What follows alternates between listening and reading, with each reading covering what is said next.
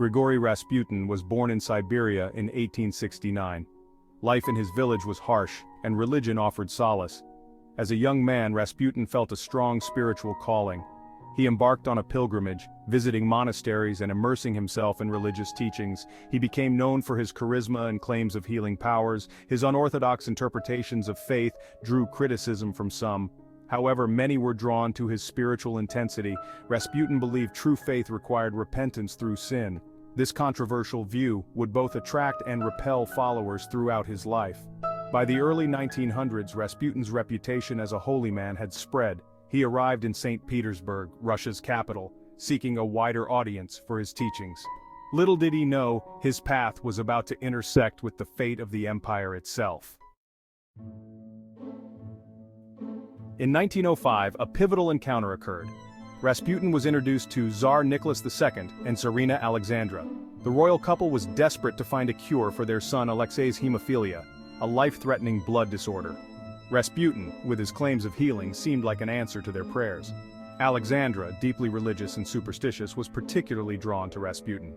She believed he possessed divine powers after witnessing him seemingly alleviate Alexei's suffering. Rasputin's influence within the royal court grew rapidly. He became a close confidant of the Tsarina, offering advice on matters both spiritual and personal. The Tsar, while more reserved, trusted his wife's judgment and tolerated Rasputin's presence.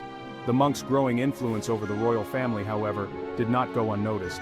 Whispers of his unorthodox behavior and alleged sexual exploits began to circulate among the aristocracy, sowing seeds of suspicion and discontent. As the years passed, Rasputin's influence over Alexandra deepened, fueled by her unwavering belief in his ability to heal her son. She consulted him on everything from political appointments to matters of war and peace. This dependence made him an indispensable figure in the royal court. The Tsarina's unwavering faith in Rasputin blinded her to the growing discontent he was causing. She dismissed any criticism of him as slander and jealousy from those envious of his spiritual connection with her family. This unwavering loyalty would ultimately contribute to Rasputin's downfall and the collapse of the Romanov dynasty. Section 4. War, Whispers, and Growing Resentment.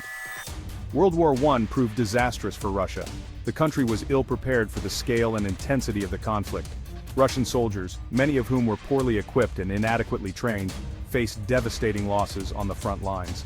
The morale of the troops plummeted as the war dragged on, and the hope for a swift victory faded into a distant dream. Military defeats mounted, and the economy crumbled. The war effort drained the nation's resources, leading to severe shortages of food and fuel. Inflation soared, and the cost of living became unbearable for the average Russian citizen. The once thriving cities turned into hubs of despair and discontent, as people struggled to survive amidst the chaos. Tsar Nicholas's decision to personally lead the army on the front lines left Alexandra in charge back home. This move was intended to inspire the troops and boost their morale, but it had unintended consequences. Alexandra, who was already unpopular among the Russian people, found herself in a precarious position of power. This only amplified Rasputin's influence, much to the dismay of the Russian elite. Rasputin, a mystic and healer, had gained the trust of the Tsarina due to his alleged ability to heal her son Alexei, who suffered from hemophilia. However, his growing influence over the royal family was viewed with suspicion and resentment by the nobility and the general populace. Rumors spread like wildfire about Rasputin's alleged debauchery and his meddling in state affairs.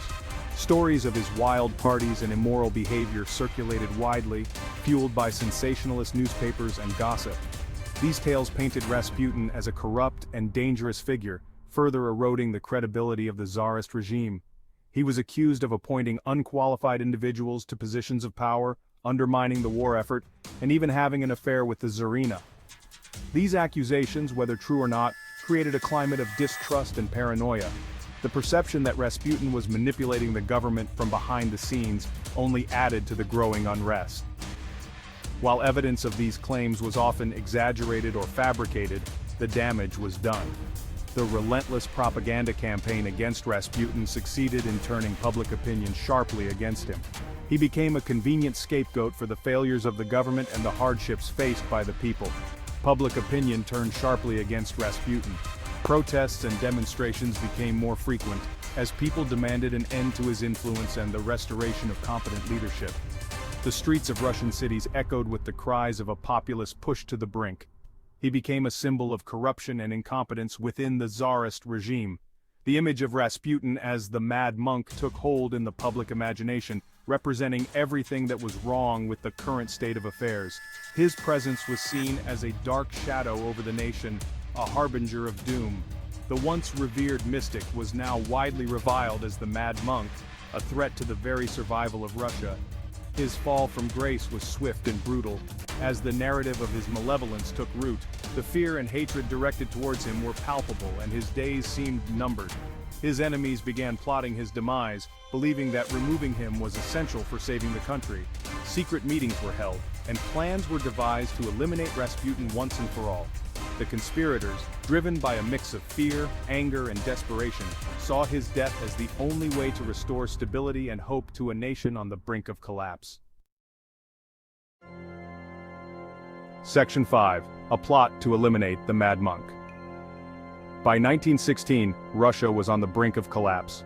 The Great War had taken a devastating toll on the nation, draining its resources and morale. The Russian army, once a formidable force, was now struggling to hold its ground against the relentless advances of the Central Powers. The front lines were scenes of unimaginable horror, with soldiers facing not only the enemy, but also the harsh Russian winter, disease, and dwindling supplies. The war had decimated the country, and public discontent with the Tsarist regime had reached a fever pitch. Food shortages, economic instability, and the staggering loss of life had driven the Russian people to the brink of revolution. Protests and strikes became commonplace, with citizens demanding an end to the war and the abdication of Tsar Nicholas II. The streets of major cities like Petrograd were filled with angry crowds, their voices echoing the sentiment of a nation on the edge. Amidst this turmoil, a group of nobles led by Prince Felix Yusupov decided to take drastic action. Yusupov, a wealthy aristocrat with close ties to the royal family, was deeply concerned about the influence of Grigori Rasputin, the so-called Mad Monk. Rasputin's close relationship with the Tsarina, Alexandra, and his perceived control over the Tsar had made him a target for those who believed he was leading Russia to ruin. Yusupov, a member of the Tsar's extended family, believed that Rasputin was a dangerous charlatan who had hypnotized the Tsarina and was manipulating the Tsar. Rasputin's influence was seen as a threat not only to the stability of the monarchy but also to the future of Russia itself.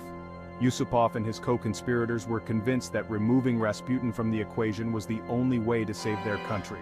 He saw removing Rasputin as a patriotic duty necessary to save Russia from ruin. The stakes were incredibly high, and the conspirators knew that failure was not an option. They believed that by eliminating Rasputin they could restore some semblance of order and prevent the complete collapse of the Russian Empire. He conspired with other disgruntled nobles and a right-wing politician, Vladimir Purishkevich, to eliminate the Mad Monk. Purishkevich, a fervent nationalist, shared Yusupov's belief that Rasputin was a malign influence on the Tsar and the country. Together they formed a clandestine group, meeting in secret to plan the assassination. They devised a plan to lure Rasputin to the Yusupov palace under false pretenses. The palace, with its opulent interiors and secluded location, was the perfect setting for their plot. Yusupov invited Rasputin to a supposed social gathering, promising an evening of entertainment and fine dining. They would then kill him and dispose of his body discreetly, hoping to make his death appear accidental. The conspirators meticulously planned every detail, from the method of murder to the disposal of the body. They hoped that by making Rasputin's death look like an accident, they could avoid suspicion and prevent any backlash from his supporters. The conspirators felt a sense of urgency, believing that time was running out for both Russia and the Romanov dynasty. They were acutely aware that the longer Rasputin remained alive, the more damage he could do. With the fate of the nation hanging in the balance, they were determined to act swiftly and decisively, no matter the personal risk involved. Section 6: Assassination and the Fall of the Romanovs. On December 30, 1916, a group of conspirators, including Prince Felix Yusupov and Grand Duke Dmitry Pavlovich, put their plan into action. They believed that the mystic healer, Grigori Rasputin, held undue influence over the Tsarina and, by extension, the Russian monarchy. Rasputin arrived at the Yusupov palace expecting a late-night meeting. He was unaware that this would be his last night alive. He was offered food and wine which, according to legend, had been laced with cyanide. The conspirators watched anxiously, expecting Rasputin to succumb to the poison quickly. To the assassin's shock, the poison seemed to have no effect on Rasputin. He continued to eat and drink, seemingly unaffected by the lethal dose. Panicked and desperate, the conspirators shot Rasputin multiple times. They were determined to end his life that night, no matter the cost. He finally collapsed, seemingly dead. But the conspirators were not convinced. They had heard tales of Rasputin's resilience and feared he might still survive. To ensure he was truly dead, they bound his body and threw it into the icy Neva River. The freezing waters would be the final test of his mortality. However, an autopsy later revealed that Rasputin had survived the poisoning and the gunshots. It was the frigid water that ultimately claimed his life, as he succumbed to hypothermia and drowned. The conspirators had succeeded in their immediate goal, but the repercussions of their actions were far-reaching and devastating. The assassination, far from saving the monarchy, only hastened its demise. The public saw it as confirmation of the court's depravity and corruption, further eroding trust in the Tsarist regime. The public's disillusionment grew, and the seeds of revolution were sown. The assassination of Rasputin became a symbol of the failing monarchy and the desperate measures taken to maintain power. The Tsar's authority was irrevocably damaged. His inability to control his court and the influence of Rasputin had left him vulnerable and weakened in the eyes of his people. Within months, revolution swept Russia, ending centuries of Romanov rule.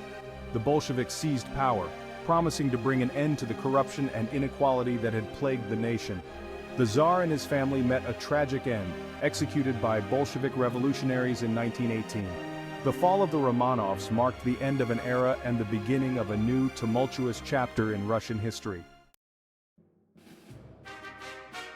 Section 7. Legacy of a Mystic. Grigori Rasputin's life and death remain shrouded in mystery and intrigue. Was he a true mystic or a cunning manipulator, a holy man or a debauched charlatan? The truth likely lies somewhere in between. Rasputin's story serves as a cautionary tale about the dangers of unchecked power and the perils of blind faith. His legacy continues to fascinate, inspiring countless books, films, and historical debates. He remains a potent symbol of the chaos and upheaval that engulfed Russia in the early 20th century.